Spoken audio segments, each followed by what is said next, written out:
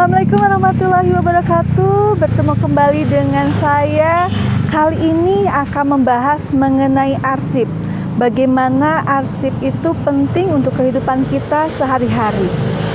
Di tutorial kali ini juga akan diberikan beberapa testimoni dari rekan-rekan yang bergelut di bidang kearsipan. Mudah-mudahan dengan pemaparan mereka ada termotivasi untuk mengetahui kegunaan dan pentingnya arsip dalam kehidupan sehari-hari. Untuk itu, kita saksikan tutorial berikut ini.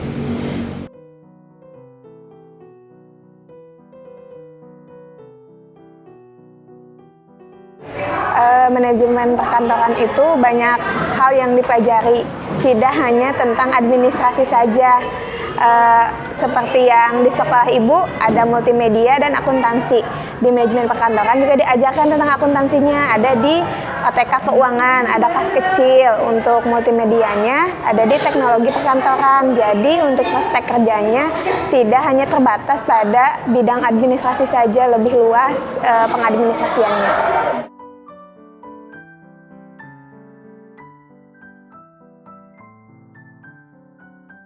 Penting, salah satunya yang paling sederhana, arsip. Kita pribadi selama hidup pasti banyak dokumen yang kita punya, mulai dari akta lahir, kartu keluarga, KTP, semuanya harus disimpan dengan baik. Salah satunya dengan mata pelajaran arsip itu. Nah, gitu ya. Baik Bu Asri, terima kasih ya Bu ya. Ya, terima kasih.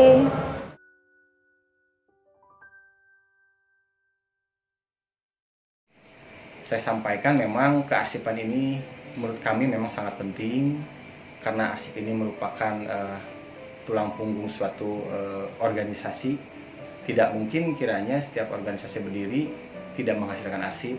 Arsip itu sangat dibutuhkan dan kami memohon ke semua pencipta dan pelaku kearsipan, mohon dengan sangat kearsipan ini dapat dilaksanakan, dipelihara, kemudian kearsipannya mohon dipertanggungjawabkan karena arsip ini bakal kembali dimanfaatkan, dibutuhkan per sekian detik, per sekian menit, atau bahkan tahunan ke depan.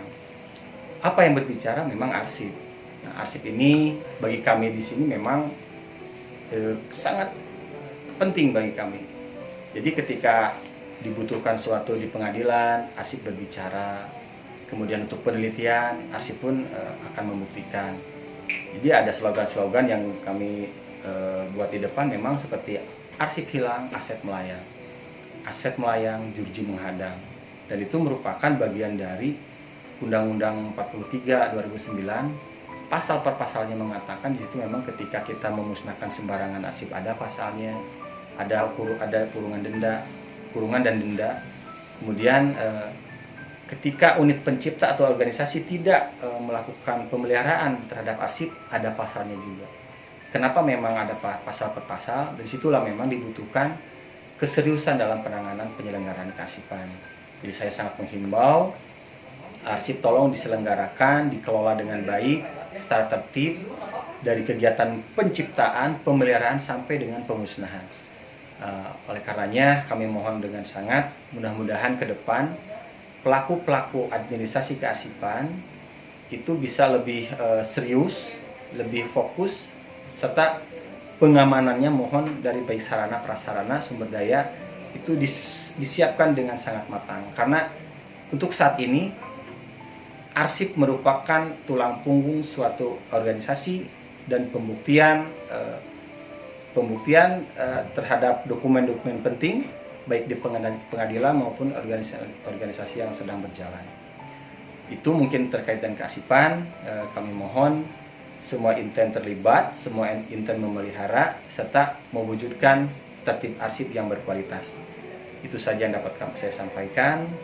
Mohon maaf atas segala kekurangan. Hatur nuhun. Assalamualaikum warahmatullahi wabarakatuh.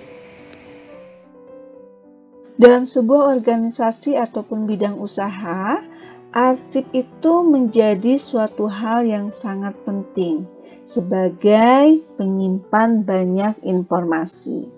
Untuk itu, kita akan memahami konsep dasar kearsipan.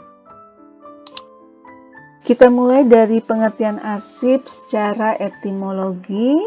Ada beberapa negara yang menyampaikan secara etimologinya, yaitu Inggris, Belanda, dan Yunani. Nah, dari Inggris sendiri biasa disebut dengan archives. Kemudian kalau dari Belanda, arsip atau juga arsea, sedangkan dari Yunani dikatakan arsium atau arseon atau arseion. Pengertian arsip itu sendiri adalah kumpulan warkat yang dibuat atau diterima oleh lembaga pemerintahan, baik swasta maupun perorangan, dan mempunyai nilai guna yang disusun menurut sistem tertentu agar pada saat diperlukan dapat ditemukan kembali secara cepat dan tepat. Kita masuk ke pengertian arsip dari beberapa ahli. Ibu buatkan ada dari 2 ahli pendapatnya. Pendapat pertama adalah dari Tilianji. Menurut Tilianji, arsip itu adalah kumpulan warkat yang disimpan secara teratur, terencana, karena mempunyai nilai sesuatu kegunaan agar setiap kali diperlukan dapat cepat ditemukan kembali. Sedangkan pengertian arsip menurut R. Subroto yaitu aktivitas penerimaan, pencatatan, penyimpanan, penggunaan, pemeliharaan, penyusutan, dan pemusnahan arsip. Nah, arsip sendiri dia mempunyai syarat. Syarat-syaratnya itu yang pertama adalah arsip merupakan kumpulan dari warkat. Kemudian kumpulan warkat tadi harus mempunyai nilai guna. Artinya nilai guna di sini dia mempunyai nilai guna untuk masa kini dan masa yang akan datang. Nah, kemudian disimpannya juga menurut sistem tertentu. Artinya nanti kita akan ulas sistem apa saja sih yang akan kita atau harus kita pelajari untuk mengarah atau memenuhi dari syarat sebuah arsip. Selanjutnya adalah apabila diperlukan dapat ditemukan secara cepat dan tepat. Nah, ini adalah syarat-syarat yang perlu dipenuhi untuk menjadikan warkat tersebut menjadi sebuah arsip.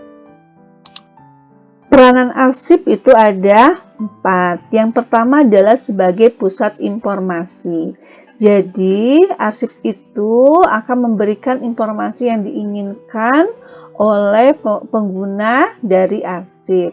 Kemudian, arsip juga mempunyai peran sebagai sumber dokumentasi. Jadi kalau kita simpan arsip dengan benar, maka ini adalah sebagai salah satu sumber dokumentasi untuk orang-orang atau pengguna dari arsip.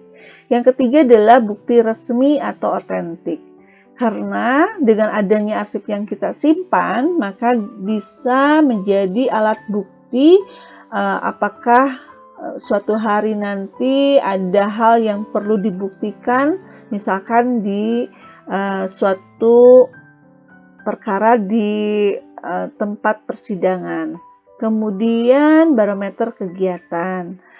Kenapa barometer kegiatan? Karena dengan adanya arsip maka akan terlihat kegiatan dalam suatu perusahaan. Apakah dia punya kegiatan yang besar atau yang kecil, akan dilihat dari banyak atau sedikitnya arsip yang kita simpan. Kita masuk ke nilai guna arsip menurut Vernon B. Sutton. Ada yang disebut dengan Alfred. Jadi Alfred ini adalah singkatan yang akan kita uraikan satu-satu, yaitu dari A terlebih dahulu.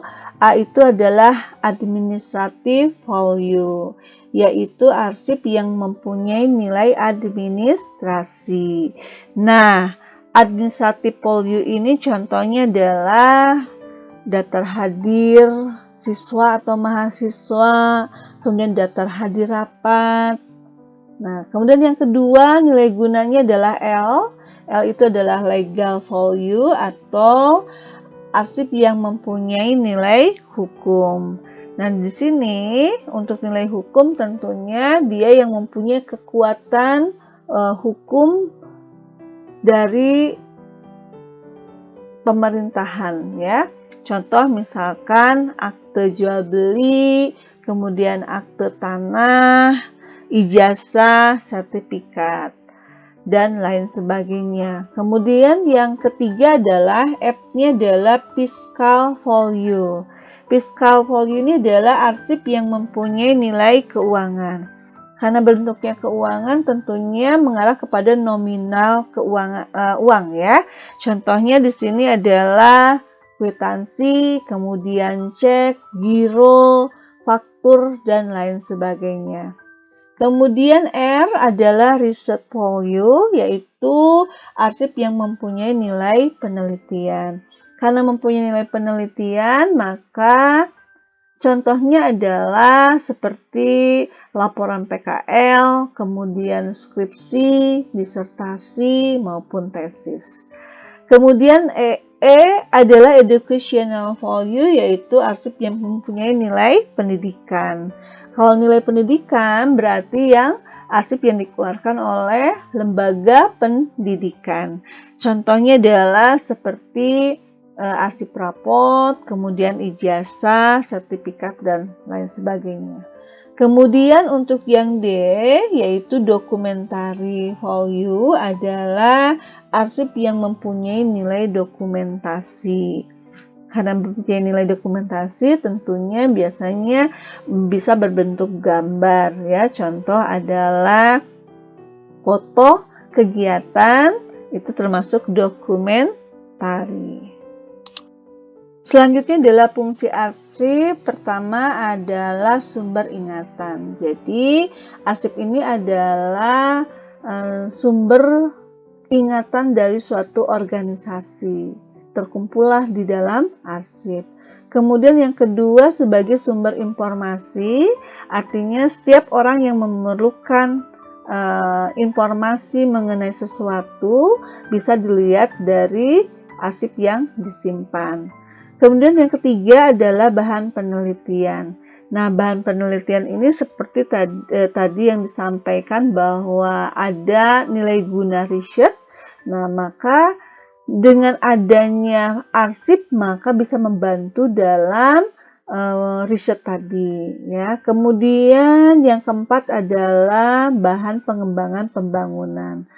Dari arsip inilah kita bisa menentukan kebijakan-kebijakan yang akan dilakukan untuk tahapan ke depan sehingga akan menjadi keputusan dalam pengembangan pembangunan.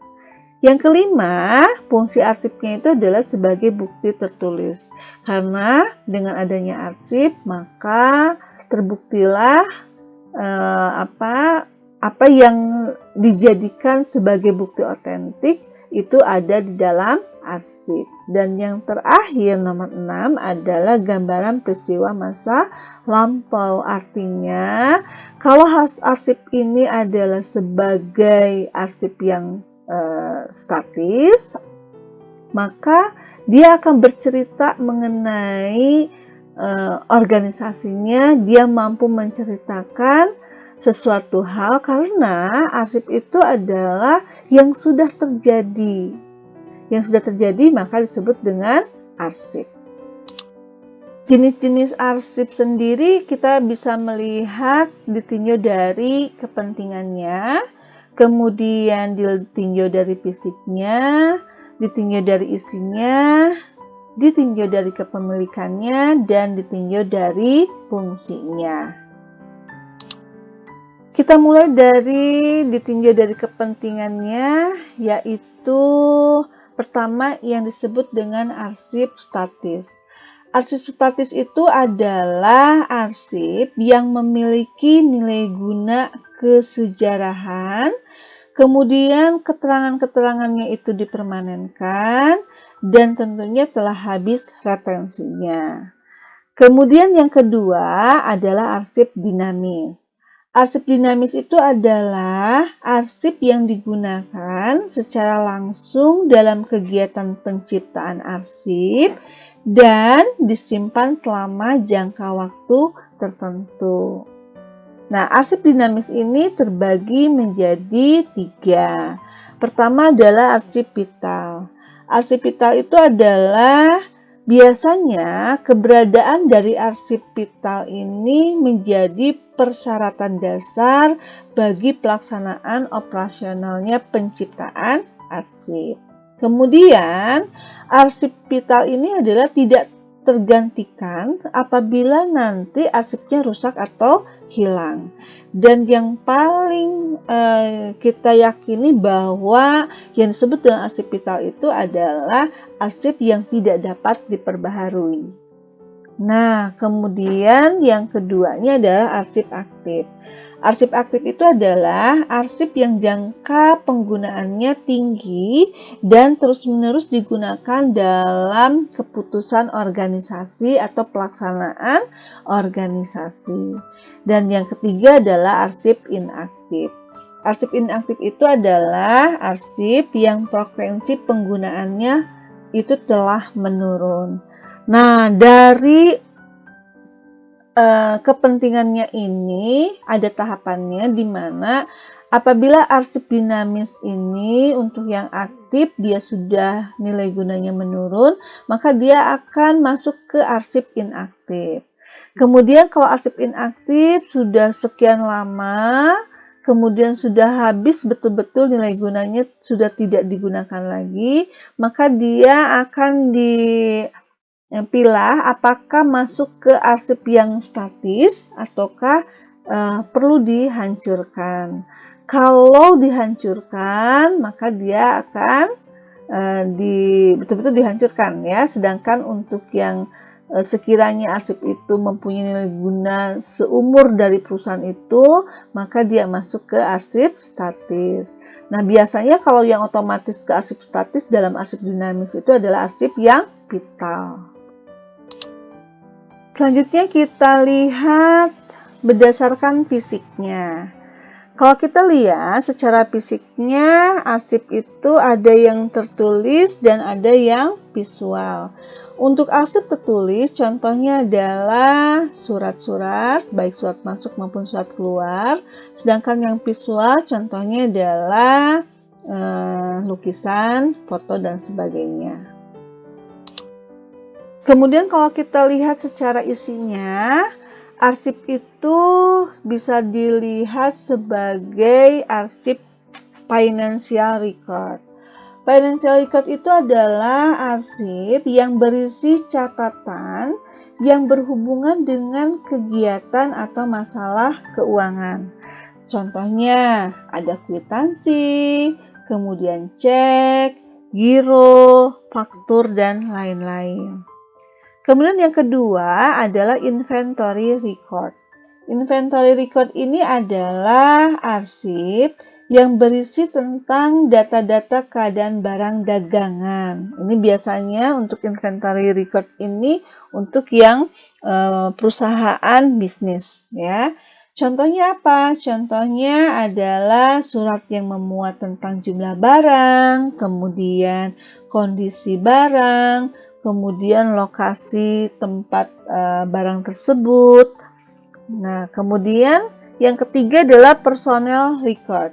Personnel record ini adalah arsip yang berisi tentang data-data kepegawaian. Nah, ini biasanya untuk bagian kepegawaian perlu sekali untuk memahami tentang arsip personnel record.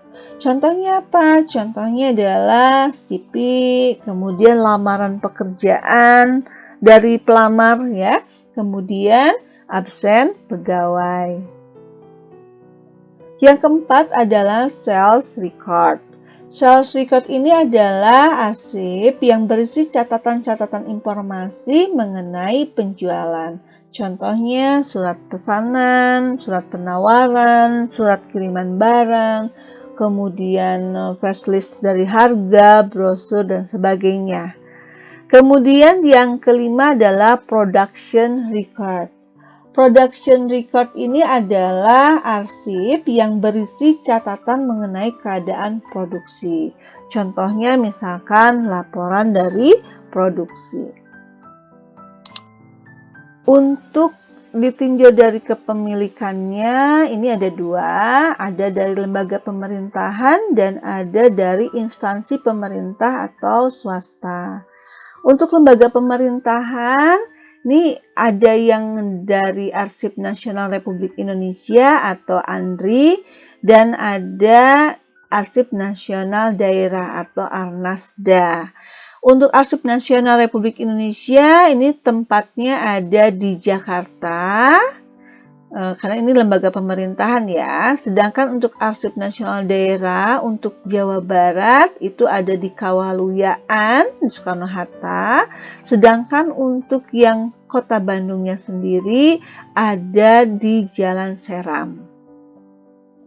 Nah, kemudian untuk kepemilikan instansi pemerintah atau swasta, ada yang disebut dengan arsip primer, kemudian arsip sekunder, arsip sentral, dan arsip unit. Kita masuk ke kegiatan kearsipan. Kegiatan kearsipan itu ada, yang pertama adalah kegiatan penciptaan, kemudian kegiatan penyimpanan yang disebut dengan filing dan penemuan kembali yang disebut dengan finding. Kemudian yang ketiga adalah kegiatan penyelamatan dan yang keempat adalah kegiatan penjusutan. Akan kita bahas satu-satu ya, apa saja sih kegiatan-kegiatannya. Yang pertama adalah kegiatan penciptaan. Kegiatan penciptaan itu adalah suatu proses pembuatan dan penerimaan arsip yang terdiri atas pengurusan surat masuk dan pengurusan surat keluar yang disebut dengan mail handling. Baik menggunakan sistem buku agenda maupun sistem kartu kendali atau yang disebut juga dengan sistem pola baru. Kegiatan yang kedua adalah penyimpanan atau yang disebut dengan filing.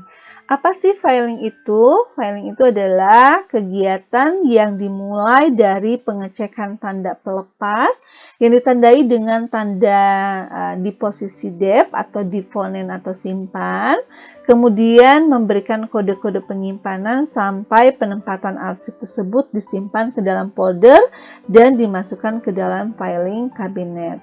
Nah, kegiatan penyimpanan filing ini nanti akan dijelaskan dalam sistem penyimpanan arsip. Ya, sehingga kita mengetahui bahwa penyimpanan arsip itu tidak hanya dalam satu media, tapi ada beberapa media. Nah, kemudian yang kedua kegiatannya adalah penemuan kembali atau yang disebut dengan finding. Finding ini adalah kegiatan yang dimulai dari permintaan arsip oleh pihak lain, kemudian mengidentifikasi masalah sesuai dengan kode penyimpanan yang terdapat pada daftar klasifikasi, hingga menemukan kembali arsip di tempat penyimpanan sesuai dengan kode simpannya. Jadi, erat kaitannya antara filing dan finding. Jika kita benar menyimpan filingnya, tentunya nanti ketika akan memfinding itu bisa dengan cepat dan tepat untuk menemukan kembali arsip yang diminta. Kegiatan yang ketiga adalah kegiatan penyelamatan. Jadi, kegiatan penyelamatan itu adalah agar tidak diketahui oleh yang tidak berhak, kemudian bagaimana caranya supaya arsip itu tidak rusak, dan hal-hal lain yang menyebabkan hilangnya nilai guna arsipnya. Kegiatannya apa saja? Kegiatannya bagaimana kita melakukan pengamanan, kemudian bagaimana memelihara arsipnya, dan bagaimana merawat arsipnya. Dan untuk kegiatan yang terakhir atau yang keempat adalah kegiatan penyusutan. Kegiatan penyusutan ini adalah kegiatan mengurangi jumlah arsip yang disimpan terutama arsip-arsip yang telah hilang nilai guna arsipnya, sehingga arsip yang tersimpan benar-benar arsip yang memiliki nilai guna yang tinggi. Jadi, dalam kegiatan penyusutan ini kita harus bisa menilai, jadi mana sih arsip yang dia nantinya berubah menjadi arsip statis, ya, ataukah arsip yang memang harus dihancurkan. Nah, kegiatannya apa? Kegiatannya yaitu pertama sekali harus dinilai dulu suratnya, kemudian kalau sudah dinilai apakah dimusnahkan atau diserahkan. Dari yang sudah disampaikan tadi, kita harus mengetahui juga tujuan dari kita menata arsip. Ya, yang pertama adalah bagaimana arsip itu bertujuan untuk memelihara arsip dengan baik. Kemudian tujuannya lagi adalah menyimpan warkat dengan sistem yang tepat sehingga mudah ditemukan kembali secara cepat dan tepat. Selanjutnya adalah menyediakan tempat penyimpanan yang memadai. Selanjutnya adalah menjamin keselamatan markat, baik isi maupun bentuknya. Dan terakhir adalah memberikan pelayanan peminjaman warkat dengan baik. Nah, dari tadi kita sudah bercerita tentang pengertian arsip, fungsinya, peranan. Tapi kita juga harus tahu apa itu dokumen, ya. Itu dokumen. Nah, dokumen itu sendiri terbagi menjadi pengertian arti sempit dan pengertian arti luas. Untuk sempitnya adalah sesuatu yang tertulis, tercetak, mengandung keterangan penting dan dapat dijadikan bahan pembuktian. Sedangkan untuk yang yang luasnya, dokumen itu adalah semua benda yang mengandung keterangan penting dan dapat dijadikan bahan pembuktian. Nah, jenis dokumennya sendiri ada dua, yaitu dokumen literal dan dokumen korporal. Untuk dokumen literal terbagi menjadi dua, yaitu pertama adalah dokumen literal lembaran dan yang kedua adalah dokumen literal terjilid. Nah, biasanya untuk yang literal lembaran biasanya arsip yang berada di perusahaan-perusahaan, ya, seperti surat masuk dan surat keluar. Sedangkan dokumen literal terjilid ini biasanya hasil dari riset, maka akan disimpan di perpustakaan. Sedangkan dokumen korporal adalah dokumen atau arsip yang bercerita tentang masa lalu atau sejarah, ya, maka biasanya disimpan di museum. Nah, tadi kita sudah cerita tentang dokumen, maka ada yang istilah yang lain adalah dokumentasi. Apa itu dokumentasi? Dokumentasi itu adalah kegiatan mengelola dokumen. Jadi, kalau dokumennya sendiri adalah bendanya, sedangkan dokumentasi itu adalah kegiatannya, kegiatan mengelola benda tadi. Baik, dokumentasi ini terbagi menjadi tiga, yaitu dokumen literal lembaran atau yang disebut dengan kearsipan, kemudian dokumen literal terjilid atau yang berada di perpustakaan, dan dokumen korporal yang ada di permusiuman. Sehingga ketika nanti kita sudah mulai mengobservasi arsip-arsip yang kita ciptakan, baik penciptaannya dari dalam perusahaan maupun penciptaan dari luar perusahaan, maka kita sudah mulai bisa memilah-pilah mana yang disebut dengan dokumen literal atau kearsipan, kemudian mana yang disebut dengan dokumen literal terjilid yang berada di perpustakaan, dan apakah yang kita pegang ini adalah dokumen korporal yang disimpan di museum. Demikianlah tutorial kali ini, mudah-mudahan bermanfaat. Untuk Anda bisa mengikuti tutorial berikutnya, silakan untuk like, beri komen, subscribe, bunyikan lonceng. Terima kasih. Assalamualaikum warahmatullahi wabarakatuh.